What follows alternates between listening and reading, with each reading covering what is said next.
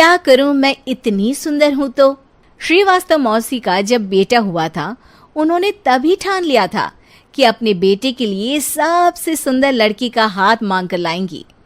श्रीवास्तव मौसी को भी बचपन से हीरोइन बन के रहने का बड़ा शौक था, तो बहू भी उनको हीरोइन जैसी ही चाहिए थी।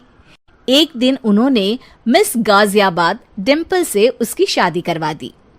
यहाँ बस एक ही दिक्कत थी, डिम्पल को फेस मास्क बनाना तो आता था, पर आटा गूंथना नहीं आता था। बातें तो पक्की पक्की करती थी, पर रोटियां कच्ची पक्की बनाती थी। कमला बहन, मानना पड़ेगा, आप शहर की सबसे सुंदर लड़की को ब्याह कर ले आई है अपने बेटे के लिए। अब इसमें हमने तो कुछ नहीं किया भाई साहब, सब ऊपर वाले की कृपा है। जी जी, तो क्या क्या कर लेती है आपकी बहू? सब कुछ। जाओ बेटा डिम्पल, शर्मा जी के लिए थोड़ा नाश्ता पानी बना लाओ। डिम्पल नजदीक जाकर श्रीवास्तव मौसी के कान में फुसफुसाती है। मम्मी जी, नाश्ता बनाना तो नहीं आता, सिर्फ पानी ले आओ। अरे बेटा, तुझे देखने कितने लोग आए हैं, इन सबको पानी पिलाने का ही इरादा है क्या? सुंदर हूँ इसलिए देखने आए हैं। क्या करूँ, मैं इतनी सुंदर हूँ तो आप ही बताओ ना, क्या करूँ मैं? अरे बेटा, कुछ मत कर, खाना बनाना सीख ले बस। श्रीवास्तव मौसी के लिस्ट में सुंदरता सबसे ऊपर आती थी और उन्हें उसी का फल मिला। उनके बेटे अशोक ने एक दिन माँ से शिकायत की। माँ, कैसी बहू ढूंढ कर लाई हो? मैं शाम को थक हार कर घर लौटता हूँ तो मुझे कहती है, आज पेडिक्योर करना है, करवा दोगे? अरे जबकि दिन भर काम करके पाँव मेरे थके थे। अरे बेटा, ठीक है ना, धीरे धीरे सीख जाएगी। अरे क्या सीख जाएगी माँ, उससे कुछ भी नहीं आता। हफ्ते भर का शेड्यूल बना लिया है उसने, पेडिक्योर, हेड मसाज, मुल्तानी मिट्टी का ये वो, अरे पता नहीं क्या क्या। अरे मुझे तो नाम भी नहीं आते। देख बेटा, खाना बनाना, सब्जी काटना, ये सब सीखा जा सकता है, पर सुंदरता नहीं सीखी जा सकती।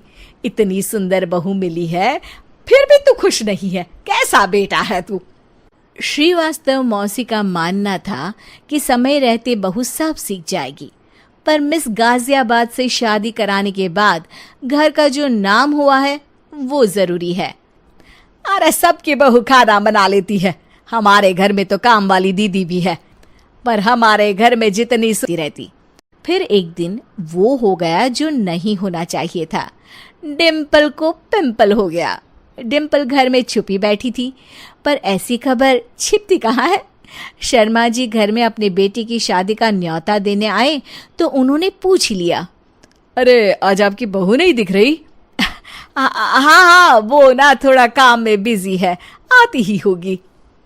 और इतने में डिम्पल सही में किसी काम से वहां आ जाती है।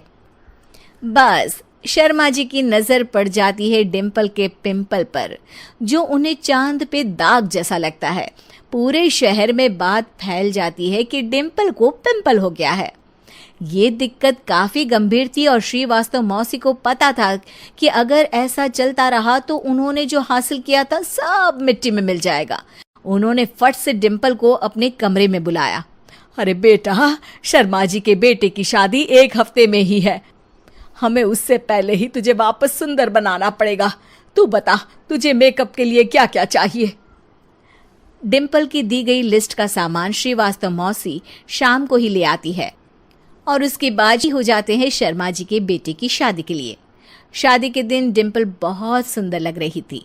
श्रीवास्तव मौसी को उम्मीद थी कि बस अब तो हर जगह वो और डिम्पल ही छाए रहेंगे, चाहे शादी किसी की भी हो। पर जब वो शादी में पहुंचते हैं तो उन्हें बाहर शर्मा जी लोगों का स्वागत करते मिलते हैं। अरे कमला जी, सही समय पर आई हैं, आप ही का इंतजार था। हमने भी हमारे बेटे के लिए मिस अहमदाबाद ढूंढी है। डिम्पल और श्रीवास्तव मौसी दोनों के मुंह खुले के खुले रह जाते हैं शर्मा जी की बहू को देखकर। वो तो डिम्पल से भी ज्यादा सुंदर थी। क्यों, हमने भी अच्छी बहू ढूंढी है ना? हाँ हाँ शर्मा जी, बाकी आजकल के जमाने में सुंदरता से क्या होता है भाई। देखो बूढ़े तो सब होते हैं, मैं तो मानती हूं कि बस रोटियां गोल बना दे, इससे ज्यादा क्या चाहिए। सुंदरता का क्या है, ढल जाती है, पर गुण ओ हमेशा रहते हैं। अरे बाबा। अगले दिन जब अशोक डिम्पल से बात कर रहा होता है, कल शादी में मिस अहमदाबाद के बाद सब मिस गाजियाबाद यानी तुमको ही देख रहे थे। क्या करूं, मैं इतनी सुंदर हूं तो आप ही बताओ क्या करूं। क्या करूं मैं तो कहती हूं कि घर का कोई काम कर या फिर बाहर अपने लिए कोई काम ढूंढ ले। है क्या कहा माँ जी? हाँ जी, सुंदरता का क्या है।